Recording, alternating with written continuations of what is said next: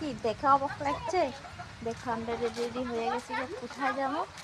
আমরা আজকে যাবো বরপাতেরই উৎসবে। বরপাতের পাড়াইয়া কি জানি তো এটাকে সোনাপুর পাড়াইয়া। তো এখন সবাই রেডি হয়েছে। বাইরে মানুষ দাঁড়িয়ে বেশি সরম লাগে, ঘরে আয় বসছি। তো এই আমরা যেমন সায়নে বড় ঠামা বাড়িতে থাকবো, আমি জানাম না, আমি তো হঠাৎ করে রেডি হই। বা আমার ছেলের জন্য আমি বেশিরভাগ, আর তার ছোটো ঠামার লেগে আমি বেশিরভাগ রেডি হই। তো তারা কাছে সরো সরো সরো। তো দেখো আজকে কিন্তু চোখটুকটি ফুল আছে, কিন্তু কমে 1 ঘন্টা উঠছে আমি ঘুমাইছি। কালকে অনেক কাজ করছি মেশিনে।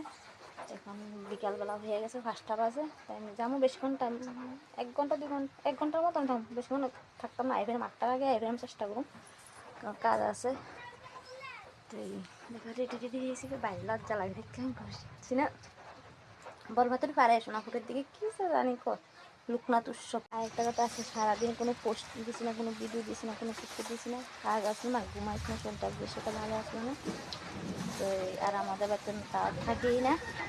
তো এখন যাচ্ছি উৎসবে। বাই।